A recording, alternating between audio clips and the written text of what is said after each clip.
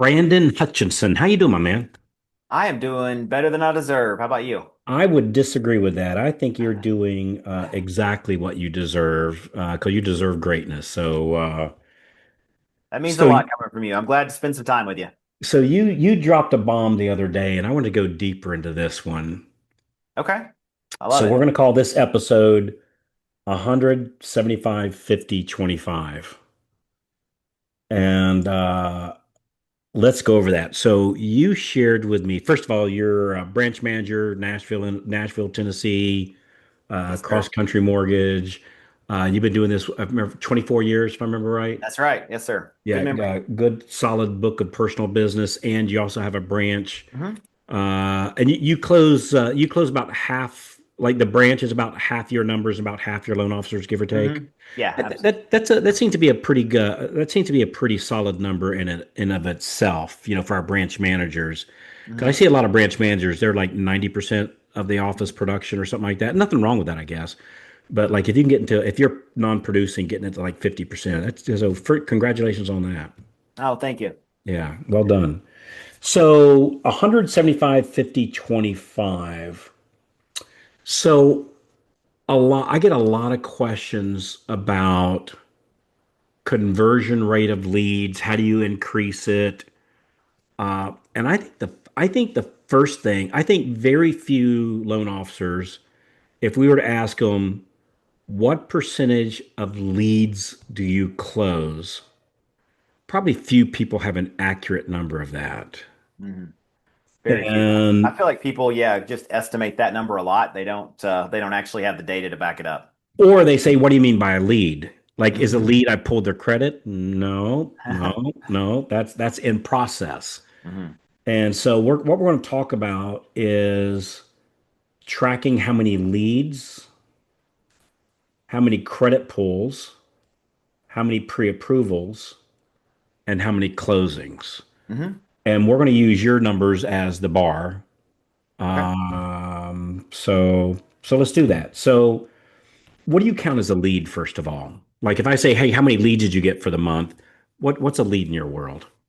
Yeah, so I'll give you an example, like real world. So this morning I was driving back from an appointment to the office, and a realtor partner of mine, Dina, texted me over and said, "Hey, I have a lead." She's like, "They registered on my website. This is the number." So she texted me their telephone number. So I turned around then as soon as I stop and I put that in our CRM as that's a lead, right? So that goes on our lead tracker for the month, where we track all of our leads, right, to see, and so that just counts as a lead. Okay. And what would you,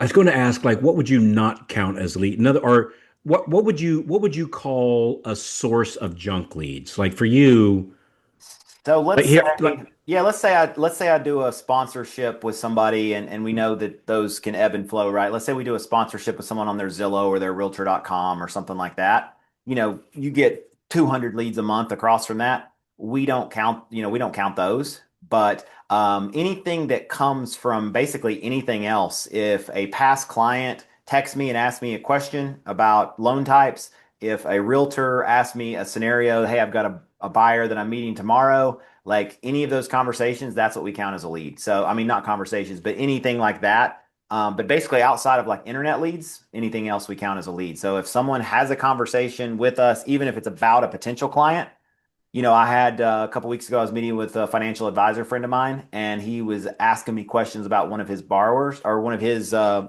people that he manages assets for. And so I counted that as a lead, right? Because we had a conversation. He's like, "Well, I may put you guys in touch," and so that's a lead for me. okay. I think you and I are pretty much in the same boat as that. I'm going to tell you. So I'm going to kind of pull the rabbit out of the hat a little bit. Uh, in your case, the what's the percentage, which is what's the percentage of leads do you have and I'm going to use air quotes here, conversation, because I'm going to count conversation would mean they returned your email, they returned your text, they returned your voicemail, they answered the phone. Like it was a two-way communication. You said something, you reached out, and they reached back to you, what percentage of your leads does that happen with? Well, our goal, the 100 in that 175, 50, 25, our goal is 100% lead to contact. And so that means they have acknowledged our contact and contacted us back either by text, by email, by telephone. So that's our goal. Realistically, we hit about 96, between 96 and 97% that we actually make contact with. Brother, I don't know if you know how off the chart high that is, but that is a remarkable number. Um, Real question. Mhm. And then you keep your humble hat off here during these conversations, right? We're giving real information, right? So don't Sure. everybody you're not bragging when you're telling the truth, right? Mhm. Um, so you're a coach with Jimmy and I. Um, on your personal numbers of 96 and 97%, which is higher than mine, by the way. Um, are you a unicorn in that, or do you find that some of your coaching members also achieve those numbers? Like, how do those numbers follow up with people that you know that you work with? Most people don't make that high of contact. The ones that and I don't mean that to sound like, bragging or whatever, No, but no, I get it, but it's the but truth. yeah, most people just don't follow up that much. I mean, Yeah. I'm very, I guess I should say persistent. I just don't, I was like, hey, it's a lead and I know the value of a lead, right? And like we do that exercise at least a couple times a year. We'll take like the total revenue that they create. And so what I look at is like the total revenue that a loan creates, like all the loans we close, and then we divide that by the number of leads. And like that's our value of a lead. And that's usually, in the high hundreds, if not around $1,000. So I'm like, what would I do for $1,000? I will call, text, and email the heck out of them. You know what I mean? Because it's Yeah. like and so I don't understand like a lot of times people don't. So typically, like when I really dig in with people, the people that have the really high contact, they're only counting leads that hey they make contact with, right? Or that is a very very warm referral. That example I gave you earlier, the guy just registered on Dina's website, so she doesn't know who he is, and so she's having me establish the barrier of entry. So a lot of times people don't count that, but we count all those because it wasn't like an internet lead where she got 300 of them, right? It was he actually registered and was inquiring Like about. real leads. Yeah, it Yeah, was a real real leads. one. Not So not wasn't a they got paid. Yeah, it wasn't a paid lead. yeah, or rates are at 2%, apply Hmm. here, kind of Right, what I absolutely. call junk leads. So and by the way, just for clarification, when we say you had a conversation with 96 and 97%, some of those conversations are like, yeah, man, we're looking to buy, or yeah, man, we're looking to refinance. And some of those conversations, I'm going to guess, I know they are with me, are, take a hike, don't call Yeah. me again. Yeah, No, I think I told you in our class there, I joke around like with my office. I'm like, there are two acceptable outcomes, right? A restraining order or a closed loan. Right? It's like either way we get an answer. So, getting a no is good because it moves us one step closer to somebody who's gonna say yes. But every once in a while you'll get that unicorn, right? And you followed up with them 25 times before they finally acknowledge you, and then, oh yeah, actually I'm thinking about buying a house. I've just been busy, haven't had a chance, Mhm. or that kind of thing. So getting 96 to 97%, talking to having a conversation with 96 and 97% of your leads. You mentioned that the difference between those that get a number like that and those that don't is the follow-up. Like, what kind of follow-up are you doing to get such high numbers? Tell me what, 'cause my numbers aren't that high. Tell me what to do. Yeah, basically what we do is we look at, 3 times per day reaching out. And every time we reach out, we call, text, and email if we have their email address as well. But we found that some people don't respond to calls, but they respond to texts, right? Some people respond to emails. It just depends. So we'll do that. And then we try to mix it up at different periods of the day. Like I'll do a time in the morning. I'll usually try something around lunch when hopefully if they're at work, they're on a lunch break. And then we'll do late afternoon. After a few days, if we haven't got them late afternoon, I will do evening, like 7 p.m., right? Just because I can sit at my counter. My daughter, I'm a single dad. My daughter's 17, she's in high school, she's doing AP classes and, getting ready for college and all this stuff. And so it's like she's doing homework most nights. So I'll sit at my counter, while waiting on dinner to finish or something like that. And I can text the lead, call the lead, and see, because you can buzz through a bunch of them, but normally we don't have that many that we haven't got in contact with. But really, that's where the commitment is just you're trying it multiple times during the day. And then if you don't get it during business hours, we'll try after business hours, right? Because again, $1,000 a lead value, it's worth it for me to just try to get in touch with these people. Every $1,000 helps, as the old saying goes. So, 100%. all right. So you're blocking out your day. So is it something like I'm gonna block out because I'm only calling the leads that have not either the leads I got in the last 24 hours and the ones that haven't responded the day Sure. before or even the week before in your case. So I Yeah, like block it out like was. I'm Go sorry, go ahead. ahead. No, I'll say it was obviously it was different. It was easier for me, and I get this all the time as a coach, right? Well, it's easier because you have a big team, right? And you have lots of people doing it. And so, yes, when I had 11 or 12 people on my team, and I had four people on the front end, right, who helped pre-approve people, like would take incoming calls because we were getting a boatload of leads. It was easier, right? I has had a lot of bandwidth to do that. But I shared with you. I mean, we got down to me and my team captain, who's been with me forever last year. That was it. It was just the two of us and she's very busy doing a lot of things, with our processing, doing things with disclosures, doing things like that. And so, I that all fell back on me, but it doesn't take that much time, even if you're a one-man show, because if you're a one-man show, you're not getting that many leads. You're probably getting 20 or 25 leads a month.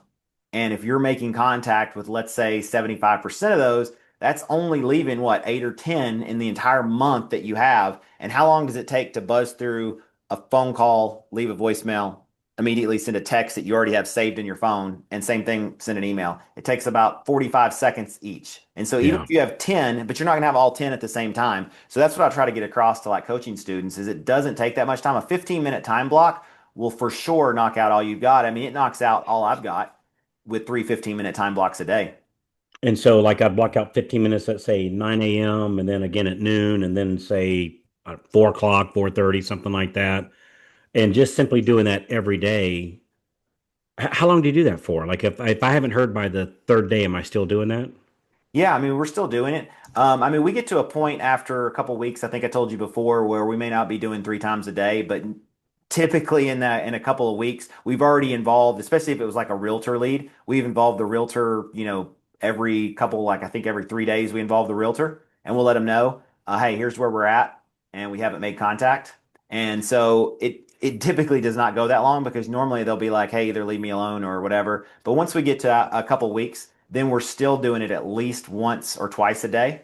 They'll just kind of float along there. And what I do is I just leave them on my call list of, hey, the people I've got to call during this time. And so just I like to print things. So I'll print it like either on my daily calendar or something like that, just the names at the top of the leads we haven't got. But we also track it every day in our team meeting. Like we have an agenda, even when it was just down to me and my team captain last year. We've grown some since then, but we still have a daily team meeting and we have an agenda. And on the agenda, the very first thing that we go over is our leads and we have our conversions right there. We have for the last 3 months running, we look at them. So we see every single day, have we hit our 100? Have we hit our 75? Have we hit our 50? And honestly, if you hit those three, the 25 takes care of itself. All right. So it sounds like the reason you have such a high conversion rate is you commit to calling them, texting them, and emailing them uh, 3 times a day. Mm-hmm. And my suspicion is like if I was out looking for boats and somebody called me for 3 days, 3 times a day, I'm going to return their call and say, "Hey, I'm kind of busy right now, but I'm going to go out boat hunting Saturday," or "I'm glad you called. I can come see some this weekend," or "Dude, I'm not buying a boat. Don't stop calling me." One of those Yeah, three things is going to happen. 100%. I mean, we got to be a little bit thicker skinned in our industry because if you think Mhm. about like we were talking this morning, right, about we all go through hard periods, we all go through crap for lack of a better term in our life. We go through just periods that are super difficult. Is somebody saying stop or leave me alone or stop calling me? Is that going to affect our life? Our family's not sick, right? We still can pay our bills, hopefully, if we've been smart with money, right? It's like that's not going to affect our life. Yes, may Right. hurt our pride a little bit, but it's not that big of a deal. And again, for me, I gladly accept that stop, leave me alone. Why do you keep reaching out to me over and over? You know what I mean? Because again, it gets them off the list and it gets me one step closer to the person who's going to say yes. hmm And frankly, for somebody that says, "Dude, leave me alone," I didn't lose anything because they were already not going to buy. Just now I know it, and I can call my referral partner that referred that person over and saying, "Hey, these two that you sent over last week, these are good to go. Hmm. These three over here, we're doing some work on helping get their credit up, uh, and these two over here told me to take a hike." Yeah. Right? So they just want some honest feedback to it. And My they sus- love that because they don't get that from many lenders, right? Or any lenders, I guess. They, a lot of lenders will set them up in their CRM and they can see the people they've referred over, but they don't get, hey, we've contacted them this time and every call is recorded. We've contacted them, called, texted, emailed, and they're like, wow, they don't follow up like that. So they're happy that we do.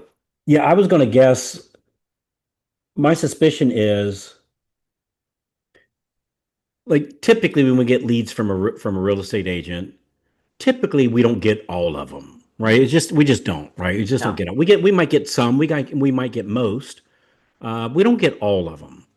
My suspicion is you probably on a much higher level get a higher number of them because you're known for just what you call, and I would certainly agree with it, extreme follow up.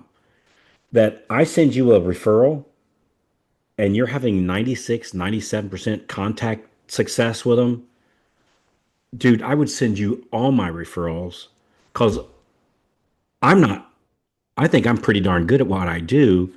I'm not getting 96, 97% because I wasn't, not because there's anything, and I say this respectfully, not that there's anything special about you. It's your action, right? It's not your personality that makes you have a conversation with all these people, even though you're a super nice guy. It's the very fact that you're doing it 3 times a day forever Mhm. until they call up, say, let's do business, or say, dude, leave me alone. Either one's a good answer. There's no money in the maybes. So Yeah. I love the way that you're doing that. And I bet you attract a lot of referrals. Like, instead of getting some of their referrals, I bet you get all of them because you're doing what they don't, right? Mhm. Which is extreme follow up. So awesome. Yeah, absolutely. I don't know. I mean, I know a couple of real estate agents who really, really follow up well, but I would say the majority that I know do not follow up very well. Right, unless it's like a VIP or something like that. You know what I mean? That they know the person, have known him for forever, but it's like otherwise they don't. And so yeah, I think they really appreciate it and they appreciate having to do less heavy lifting there. Very interesting. The next number, and we'll see if we have time for all these. This might end up being a 2 episode thing. So the first number, the 100, is the target for how many of the leads that you actually talk to. And in your case, and again, we're talking about real leads and not TikTok leads or things like Sure. that, right? Is 96, 97%. The next number was a 75, 75. What number is that? So when I first did that number, it was pre-qualified because pre-qualified is different than pre-approved. But we moved it to credit report pulled. So basically, we've got the application, we've pulled a credit report because what we do whenever we get a credit report, it doesn't matter if it's a 500 or if it's an 800. We still go through and see, okay, does their debt ratio work with their debts? Does it, so that way, if we give them a credit plan, that sort of thing, which we always do, that's part of our promise is no client left behind. We're either going to give them an approval or a step-by-step plan on how to get approved. So we have at least pulled their credit and ran like their debt ratio to see that they can qualify, or here's what they'll qualify for. They're going to need a cosigner, that sort of thing. But the ultimate number 75 is just for credit pulls. And with 96% plus contact rate, we don't have any problem hitting 75%. I would say 9 out of 10 times. Hey there. Hey, if you're loving the tips so far, be sure to hit that subscribe button right down there and then tap the little bell so that you never miss out on more free, cool tips coming your way. Also, I would love to hear from you. Drop a comment beneath there. Let me know what you think or tell me what you'd like to hear next. And is your 75%, is that 75%? I know it's almost 100%, Mhm. but is that 75% of the people you have contact with or 75% of the raw leads? 75% of the overall leads. Wow, that's impressive. So we're talking to 96, 97% of them. We're pulling credit on 75%. Hmm. Hey, so the 25% that doesn't pull credit, Hmm.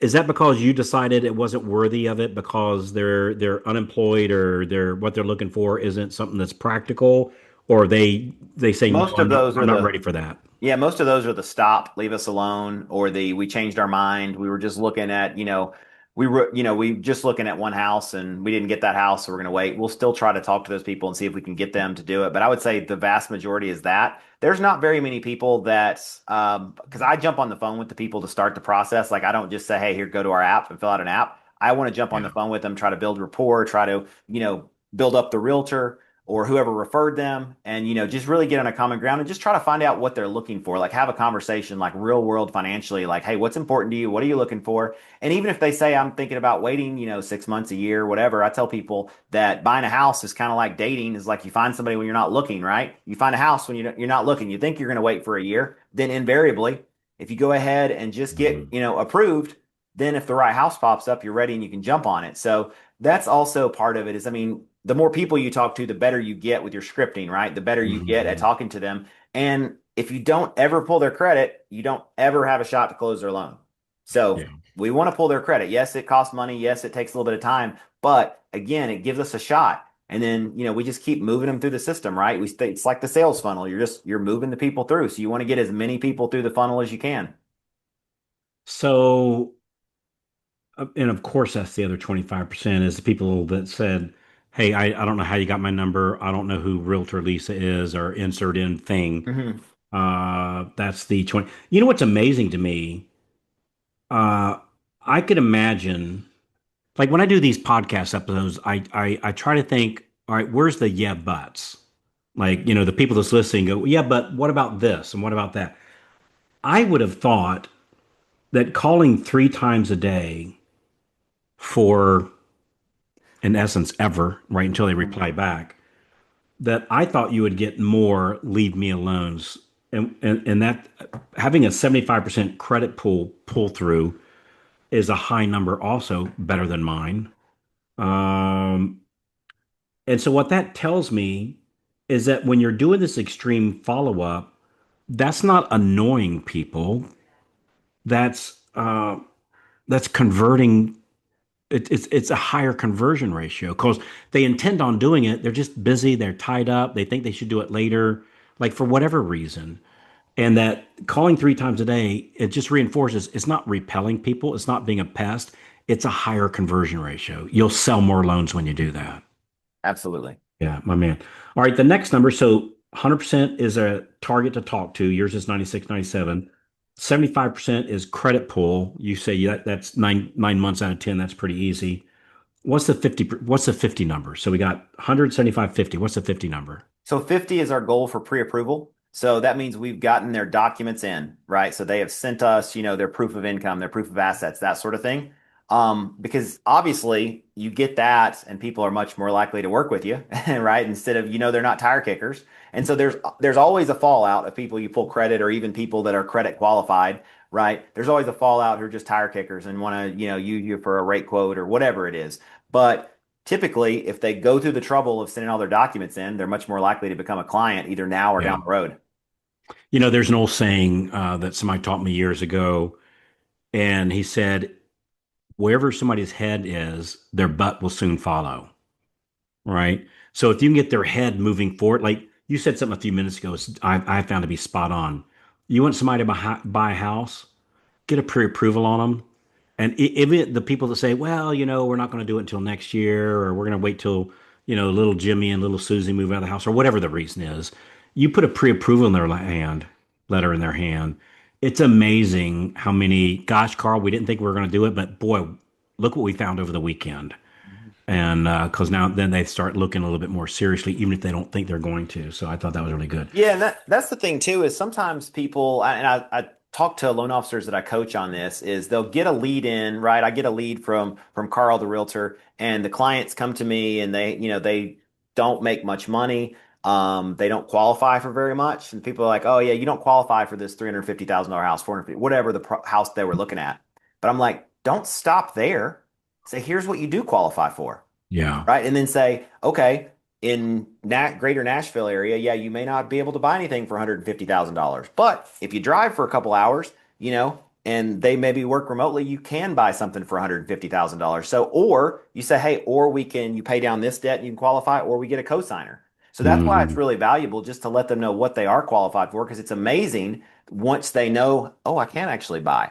right? They think, well, because maybe they have limited income or they don't have much money down or something, they just think they can't buy a house. And that's part of that conversation why it's important for me not just to send them to an application and say, hey, fill this out and we'll have a conversation. But I want to have a conversation before we do that and talk about, hey, here's what we do and here's what my promise is. And again, I go with that no client left behind in every conversation. I'm like, we don't leave anybody behind. We're either going to give you an approval or I'm going to give you a plan on how to get approved for either the amount you want or something.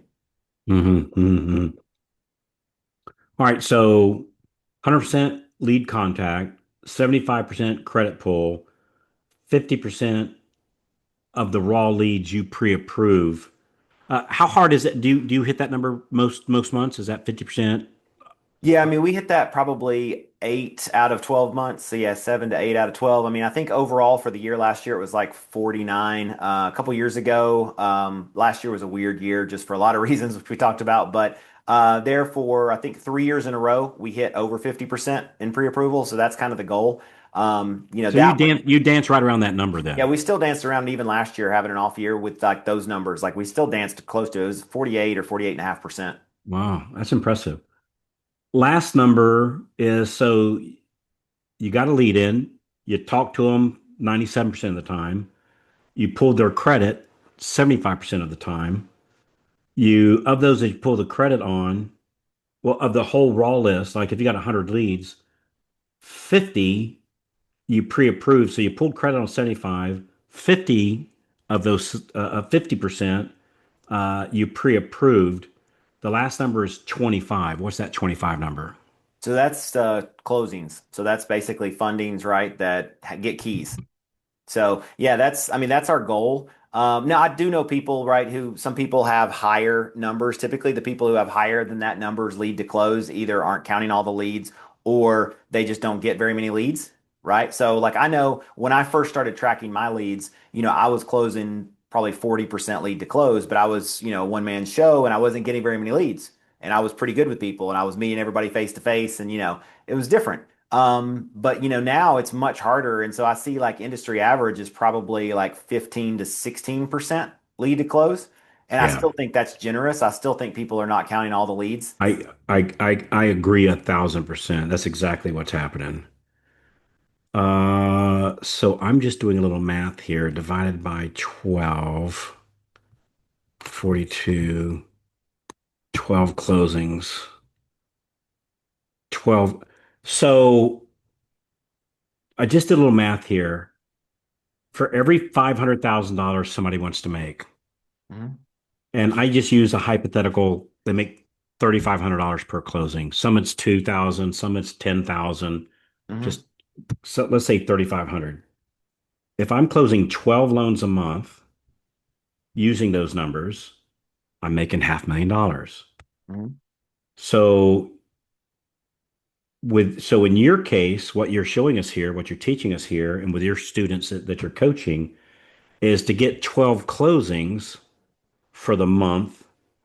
All you need is 48 leads for the month because you're closing one out of four. So I need 48 leads. If we're doing 48 leads divided by 30, I need 1.6 leads per day. Hmm. 1.6 leads per day. Get 1.6 people to call me up and say, hey, Carl, I have a brother who is blank. I have a client who is blank. My neighbor who is blank. Or I'm looking to do it I'm looking to buy a second home myself. You only need 1.6 of those per day or three of those per day to make $1 million. Hmm. It makes the income predictable because then the question isn't how do I make $1 million a year? The question is how do I get three leads a day?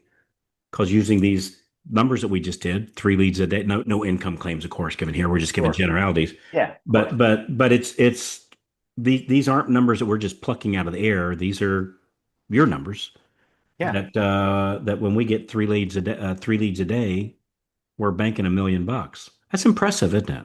Yeah, it is. I mean, what other industry can you do that, right? Like it's crazy. It's crazy. Well, but it's not just the industry that's making this happen, brother. Mhm. It's your follow up Mhm. and the commitment and the discipline. That's the word I'm looking for. The discipline you have to that we're going to make these follow ups. So do you yourself, in your situation, do you yourself, are you the one that reaches out at 9 a.m., noon, and 4:30-ish, or do you do the mornings and somebody else does the afternoon? Like, what does that look like? Yeah, so like I said, last year I was doing 90% of that. My team captain, who's been with me forever, she can do client consults, she can do anything. So she'll do a lot of reach outs for me too. So like this morning I had, 4 appointments. And so I sent her that lead from Dina. She tried it, she didn't get it. Then when I left my last appointment, I called the guy again on the phone, right? She'd already tried him an hour before that, but hey, we're still trying to get him. She called him and texted him. We didn't have his email. But she'll help me with that. And then like we've got a new front end person. Basically, we'll train her on that and walk her through what that looks like, and they'll help with it as well. So that's the thing is that's where it's really easy to scale because again, it's not a higher level of skill. It's just a level of persistence. And if you Mhm. are persistent, even if you're green and you can follow a script, you can do it. Because I mean, and I know both. Like we have people in our program who are getting 3, 4, 5 leads a day, but they'll self-admit, like we asked on that class a couple weeks ago, right? They'll self-admit how many times do you follow up with a lead, and they're like 3, 4. I Yeah. think I think the most was like 6 or something that anybody Yeah. did. I'm like 6. I'm like, wow, that's the first day and a half. You got lots more opportunities. But I think everybody gets this thing we all do where we get distracted. We all love shiny things, right? That's why we're salespeople. Yeah. And we get distracted and we get squirrel, but we lose focus on like keeping the most important thing the most important thing. And our job is to drive leads and convert leads. That's it, right? Mhm. As a loan officer. And so it's like, yes, sometimes it fills us up or makes us feel good to solve the difficult problem and put together this deal that takes 2 weeks of our time structuring and not doing anything else and being totally like inundated with that. But it's like, is that really the best use of your time? I'm not saying don't do the difficult deals. I love difficult deals. Yeah, it feels good to be a problem solver, but you still got to make time to, convert leads because that's Mhm. the fastest way to increase your income. It's not to go out and double your lead count, it's to go out and double your conversions.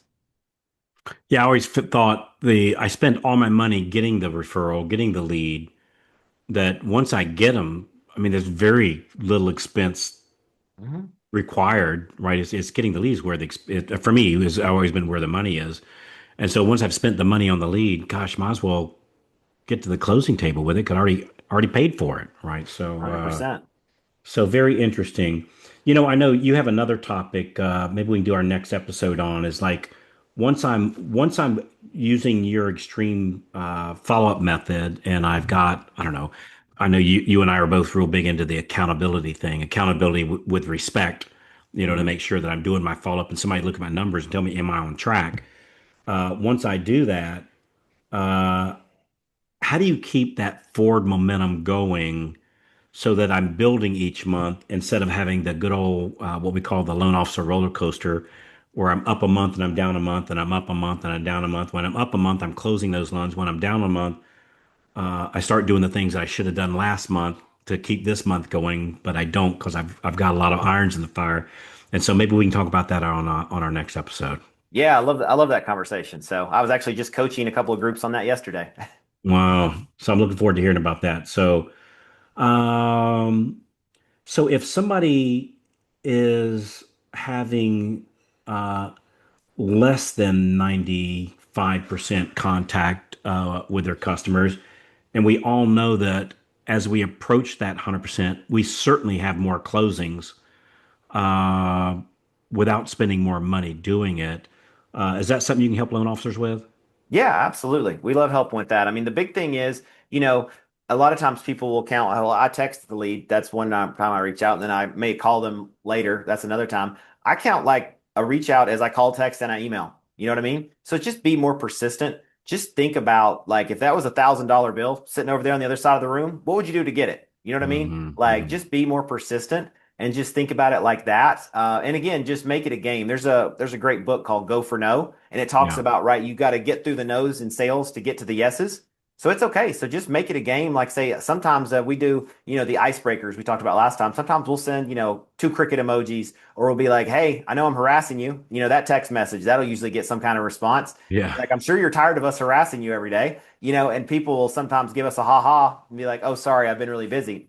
Hey, at least we got them. So it's like just be persistent, make it a game, right? Like, for me, it's like my brain works that way. If I can gamify things and I can, because I'm a numbers nerd. And so it's like if I can gamify it and I figure out, okay, I got to get this up just one or two Yeah. ticks, it's going to really, change either my life, my teammates' life. It's going to change our real estate partner's life. And it's going to ultimately change our client's life because we're going to give more people the chance to get into home ownership and to, build generational wealth for them and their families. Yeah.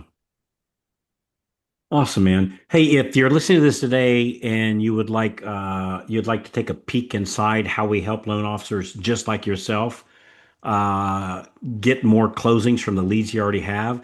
And if you don't have your two, three, four leads a day coming in, well, we'll map out to you exactly how we can help you do that. We do a very interesting thing here. We call it results in advance. So what we do is you get on a phone call with us and we'll walk you through it before anybody pays us a dime. Like we'll show you we can help you by actually helping you first, right? It's a very unique approach. Instead of promising we can help you, we'll help you before you even a member, before you Love even it. hire us as your coach or hire Brandon as your coach. So when you're ready for some help, just go to getmoreloans.com, getmoreloans.com, and we'll demonstrate we can help you by actually helping you on a 45-minute call. No credit card required. However, if you feel guilty and want to hold your credit card up to the camera, we will not stop you from doing that. But That's right. and I'm just saying that in teasing. So getmoreloans.com, getmoreloans.com. That'll take you to a page where you get on the calendar and we can have that conversation. And it won't be a sales call. We'll actually help you. That's what we like doing. So, Brandon, you're an awesome dude, man. I appreciate you, brother. Thanks, Carl. I appreciate you.